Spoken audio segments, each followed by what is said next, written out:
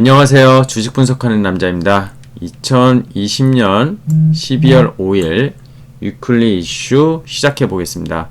한 주간의 이슈를 되돌아보면서 글로벌 증시에서 이슈들 제가 매일 데일리 시황에서 하나씩 뉴스 단위로 체크를 해드리긴 하지만 주말에 이 코너를 통해서 투자에 대한 인사이트 그리고 투자에 대한 그런 지식들을 넓혀가면서 어떤 방향의 그런 시장을 읽어야 될지 한번 판단해보는 그런 시간이라고 보시면 되겠습니다.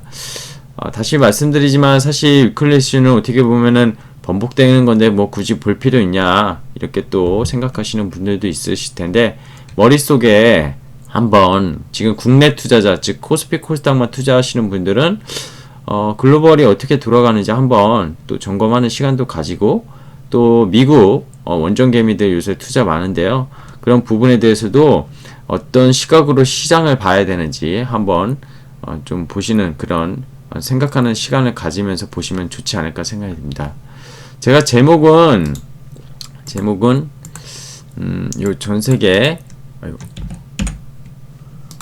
제목은 전세계 증시 버블 이렇게 그죠? 이렇게 지금 표현을 했는데 뭐 버블은 버블이죠. 근데 이 버블을 이제 그죠? 합리화시킬 수 있을 것이냐 아니면 지금의 개인들이 인버스를 사듯이 폭탄이 나올 것이냐 이 부분이 중요한 것 같아요. 그죠? 이 부분에 대해서 다시 한번 좀 점검을 해보겠습니다. 시장과 함께. 자, 일단은 주간 단위 제가 항상 S&P 500 맵을 보면서 체크해드리고 있는데 애플이 주간 단위로 4.86%나 올랐네요. 그죠? 구글도 2%, 아마존은 좀 떨어졌어요. 많이 아는 종목들, 존슨앤존슨 4%, 화이자가 많이 올랐습니다. 8%. 지금 화이자의 백신 원재료 수급 문제가 어저께 나왔었죠. 머크도 많이 올랐고요. 또 특징적인 게 있을까요? 엔비디아 2%. 그죠? 퀄컴 9%. 이쪽이 테크놀로지잖아요. 테크놀로지 쪽 보면은 엄청 좋았네요. 그죠? 그리고 커뮤니케이션 서비스 이쪽도 거의 기술주가 많은데요. 좋았습니다. 컨슈머 쪽은 조금 안 좋았고요. 이쪽 경기 민감주 쪽도 그렇게 나쁘진 않았어요. 에너지 다우를 끌어올린 엑슨모빌이나 세브론 이런 쪽도 나쁘지 않았고 파이낸셜 쪽은 그냥 강보합 정도 뭐 보험 쪽 이쪽도 나쁘지 않았네요. 헬스케어도 좋았고요. 그죠? 헬스케어 좋았고 소비 방어제 경기 방어주의 약간은 민감주 겸 소비재니까 이쪽에 대해서는 코로나 이슈 때문인지 조금 좋진 않았어요. 어쨌든 근데 주간 단위로 뉴욕 증시가 3대 지수 모두 사상 최고치를 경신하는 그런 모습을 보였습니다. 자, 주간에 좀 이슈됐던 것들 핵심 이슈들 뭐 볼게요. 핵심 이슈만 정리한 건데요. 핵심 민주당이 기존 2조 달러 이상의 부양책을 9천억 달러로 양보했죠. 양보해서 지금 제안을 했는데 공화당이 지금 이걸 받을지는 모르겠습니다. 공화당은 더 적은 규모를 원하는 것 같아요. 지금 근데 연내 협상이 워낙 기존 규모보다 작아졌기 때문에 가능하지 않냐 이렇게 나오고 있는 것 같고요.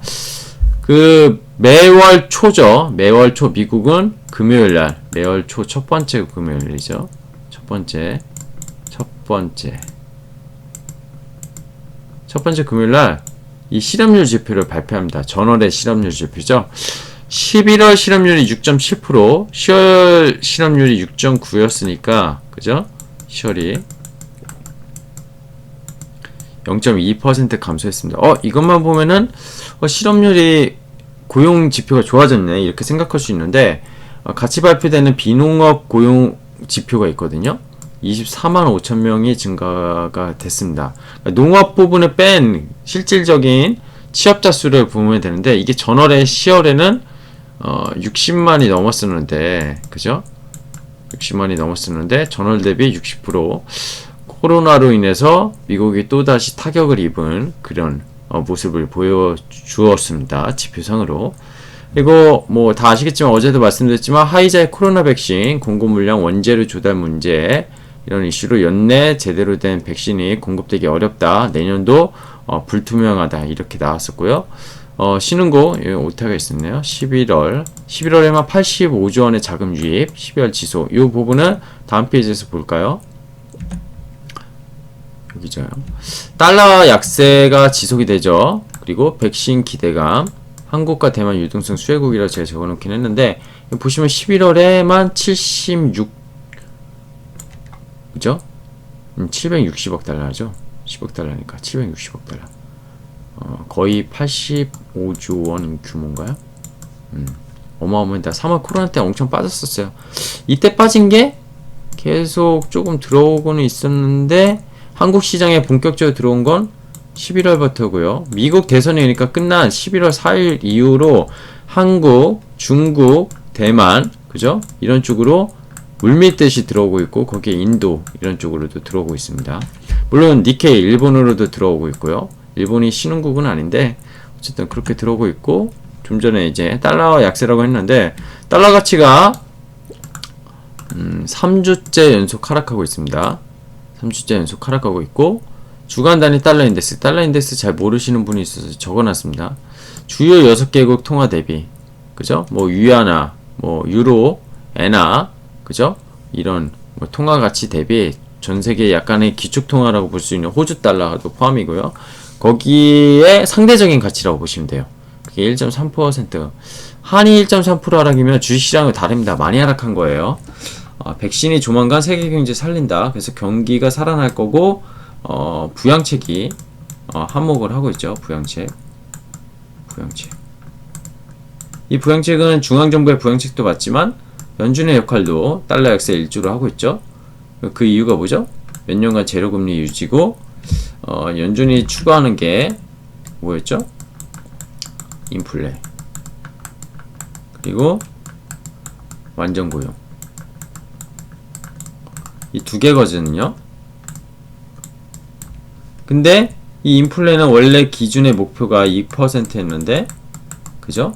AIT 평균 물가 목표제 도입해서 뭐 2.5 정도까지는 충분히 놔두지 않을까. 지금 기대 인플레이션의 미국이 한 1.86% 레벨까지 올라갔어요. 최근에 1.6에서 많이 올라가긴 했습니다. 그래서 그런 긴축이 오는 거 아니냐 하실 수 있는데 요 완전 고용 부분에 대해서 그죠? 실업률이 여전히 6.7%고요. 이 실업률이 거의 4% 이하로 내려가야지 그죠? 완전 고용으로 볼 수 있거든요. 그래서 완전 고용 악화, 미국의 고용 악화가 여전히 부담되고 있기 때문에 연준에서도 제로금리를 긴축을 하기 어렵다 이렇게 보시면 됩니다. 니케이 지수 잠깐 말씀드릴게요. 이거 몇 번 말씀드렸는데 지난주인가요? 지지난주에 29년이었는데 그죠?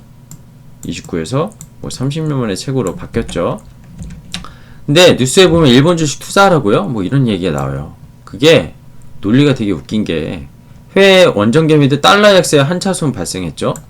올해 코로나 때 1200원이 넘어갔던 원화가 지금 얼마죠? 1084원입니다. 그죠? 거의 10% 가까이 마이너스 났어요. 10%. 근데 달러 약세 압력은 더 되기 때문에 원화가 더 내려가겠죠. 그럼 미국 주식 투자해야 되나요? 이럴 수 있어요. 근데 좋은 종목을 투자하고 뭐 달러는 다시 결국 저는 올라갈 거라고 봐요. 지금 국면은 좀 어렵지만 뭐 2, 3년 뒤를 본다면 다시 달러가 계속 약세라고 보진 않습니다. 뭐 근데 어쨌든 달러가 강세냐 약세냐 이 부분을 분석하는 것 자체가 저는 어불성설이라고 보고 있고요. 어쨌든 니케이 주식에 투자하라고 하는 뉴스에 보면 이런 것들. 그래서 잘 모르니 일본은 게임 강국이니까 그죠? 뭐 요새 닌텐도 잘 팔린다고 하잖아요. 뭐 그런 게임 관련주, 뭐 반다이 뭐 이런 것들 투자하라고 막 적혀 있거든요. 근데 그 기업들 재무나 이런 것들 잘 보실 줄 아시나요? 그 회사가 정확히 뭘 하는지 아시나요? 그냥 뉴스 보고 일본 투자하실 건가요? 기업 잘 분석되시는지 그죠? 그런 종목 투자할 건지. 미국의 아마존이나 테슬라 투자하시는 분도 그 기업의 그죠? 성장성이나 뭐 이런 것들은 뉴스 보셔서 아시겠지만 그냥 묻지마 투자하신 분이 저는 대부분이라고 봅니다. 해외는 특히 지금 뭐 국내도 그러신 분들이 많죠. 그러지 말라고 제가 계속 채널에서 얘기는 하지만 이게 올바른 걸까요? 계속 올라가면은 이게 맞을 수는 있어요. 근데 만약에 떨어졌다 그럼 쫄리죠. 쫄렸을 때 신용도 갖고 있기 힘들듯이 해외 투자는 더더욱 그렇습니다. 그런 부분을 좀 경계하기 위해서 이거 갖다 드렸습니다. 갖다 소식을 전달해 드렸고요. 자, 중국 주식도 연중 최고치입니다. 연중 최고치. 그죠? 중국 증시. 저는 중국을 되게 좋게 봅니다. 중국 되게 좋게 보고 있고, 중국은 사실 2007년도, 그러니까 니먼 브라더스 2008년도 금융위기가 터지기 전에 최고치였어요. 상해 종합지수가 거의 6천까지 갔었는데 지금 3,600선인가 그럴 거예요. 그럼 아직도 마이너스 40%예요. 이때 대비 지수는. 근데 중국도 웃긴 게 지금 웃긴 건 아니고, 그죠? 뭐 이런 거죠. 뭐 그 있잖아요. 그 대기업들 미국의 팡이라고 불리는, 그러니까 알리바바, 뭐 그죠? 알리바바, 뭐 텐센트 이런 것들은 뭐 이게 중국 상해 종합에 상장된 건 아니고 홍콩 H에 상장돼 있고 그렇지만 어쨌든 올라간 것들은 엄청 올라갔어요. 지금 삼성전자처럼. 그래서 종목에 대한 차별화가 있었지 지수가 그때 대비 낮다고 해서 중국이 나빴다는 건 아닙니다. 그래서 펀드 같은 경우에도 헬스케어나 핀테크 이런 쪽에 투자하는 펀드들은 수익률이 되게 좋았어요. 간접 투자죠, 펀드는. 중국 주식은 직접 투자하기가 되게 어려운 게 자료가 없어요. 자료가 잘 없고 쉽지 않습니다. 그래서 저도 중국 주식에 대해서 대기업들 정도만 좀 볼 줄 알지 나머지는 좀 어려운 것 같아요. 그래서 뭐 이런 여러가지 소식들을 내놨지만 중국이 21년 GDP 9.5% 예상도 나오고 있는데 어마어마한 숫자죠. 올해가 6.0%, 코로나인데도 불구하고 대단한 것 같아요. 중국의 성장률. 뭐 신흥국 아직 뭐 사회를 전면적으로 개방 안 하다 보니까 가능한 숫자이긴 한 것 같은데 이제 개방하면서 어쨌든 중국은 저는 간접 펀드로 가입하시는 게 맞는 것 같아요. 저는 정말 투자하실 거면 그 얘기 드리려고 사실 이것도 소식을 전달했습니다. 요 소식 하나 들어야 될 것 같아요. 이게 시사하는 바가 되게 많아서 호텔신라 신용등급 AA-, AA-로 강등. 뭐 한신평에서 낮추긴 했는데 뭐 예상된 거였죠. 최근에 경기 민감주도 뭐 여행사 모드 투어나 그죠? 하나투어 이런 것들 바닥에서 뭐 30에서 뭐 50% 오르긴 했지만 여전히 하락한 게 더 크죠. 근데 지금 호텔신라 주요 재무지표 보십시오. 2019년 12월에 매출액 그죠? 5조 7천억. 지금 9월까지 얼마죠? 2조 3천억. 되게 지금 심각해요. 영업이익 마이너스. 영업이익률 마이너스. 뭐 수익이 날 수가 없겠죠? 부채 비율도 당연히 이익이 안 나니까 현금이 없어지면서 올라갈 거고 자본이 떨어지겠죠? 수익성 정상화 시기 불확실. 백신 개발 노력 나왔고 진전 보고 뭐 내년에 뭐 경제 회복 된다고 하지만 지금 제가 얼마 전 어제 그간가요? 워너브러스 있잖아요. 워너브러스가 HBO랑 협력해서 내년에 전 세계의 영화를 온라인으로 극장이랑 같이 개봉하겠다고 했고요. 뭐 극장은 사실 사업이 되게 어려워질 거라는 전망이 있으면서 극장 관련주들이 미국에서 폭락을 했죠. 그저께. 이 시사하는 바가 되게 큽니다. 과연 백신이 나왔을 때 경제가 정상화는 될 수 있어요. 경제가 정상화. 근데 일전에도 한번 제 채널에서 어떤 영상에서 말씀드렸는데 생활 패턴이라는 거, 사람들의 생활 패턴 이게 바뀔까요? 쉽게 바뀌기 어려울 겁니다. 이미 언택트에 많이 문화에 젖었고요. 극장을 이제 가기에는 어려워진 것 같아요. 생활이. 물론 극장에 가서 큰 화면으로 영화 보고 싶고 다들 그러죠. 근데 당분간 백신이 나온다고 해도 쉽지 않을 것 같아요.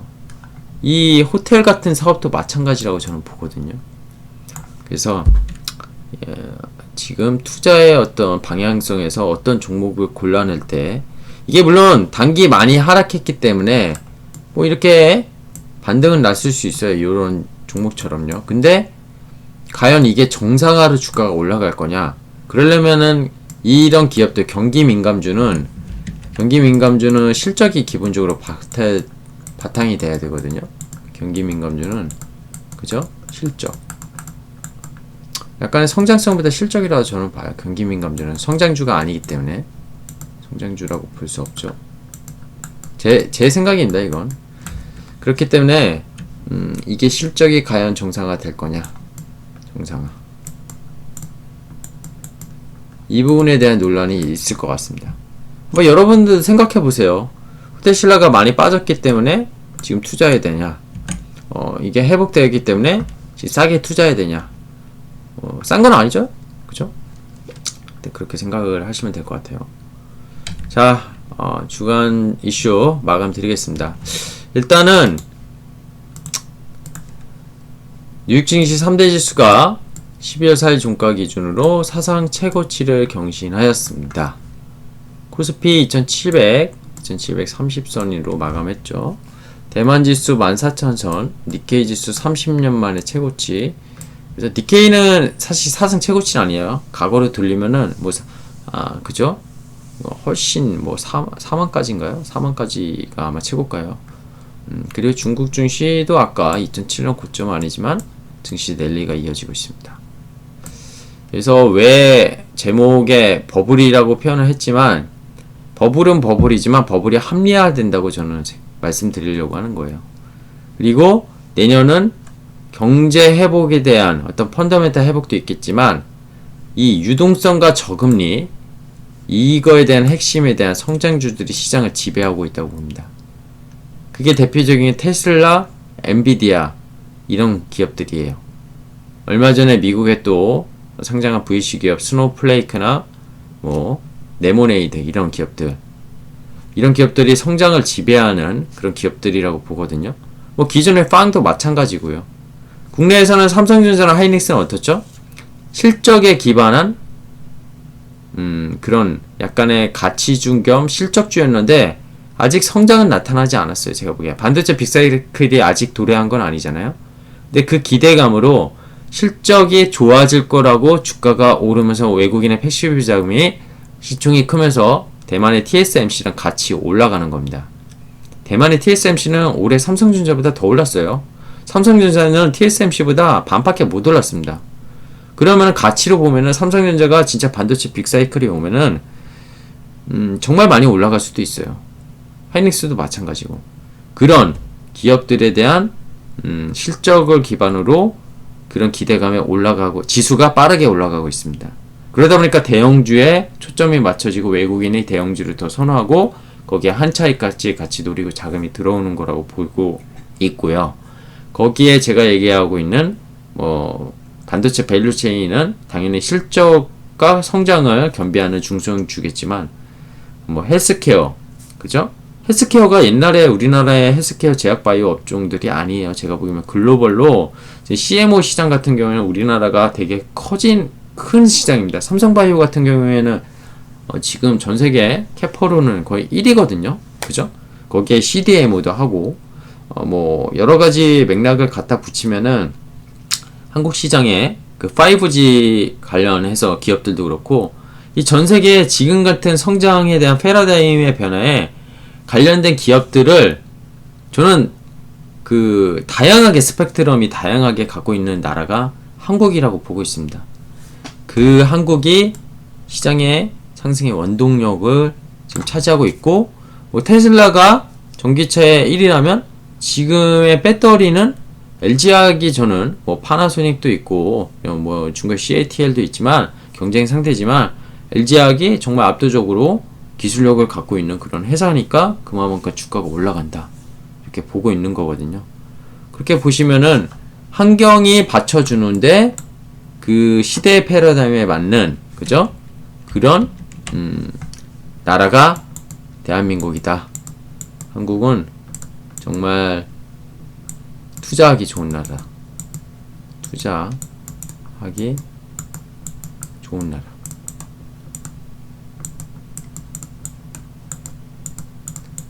로 지금의 시대에 맞다. 그래서 지금 지수가 급등은 했지만 그냥 단순히 지수가 급등해서 인버스를 사야 되고, 이거 밸류에이션의 PR이 13배까지 올라갔는데 내년도 그 PR로, 그죠? 그러니까 내년도 PR이라면 상장회사 기업들의 순이익을 땡겨와서 21년 주당 순이익 그런 것들을 다 합친 것들을 지금 PR이 13배까지 올라갔거든요. 주가지수가, 코스피가. 근데 이거 지금 이걸 보고 투자하면 못한다는 거죠. 이거 보시지 마시고 요거를 한번 생각해 보시는 주말이 되시면 좋을 것 같습니다. 자, 저는 주식 분석하는 남자였고요. 구독 여기 부탁드릴게요. 감사합니다.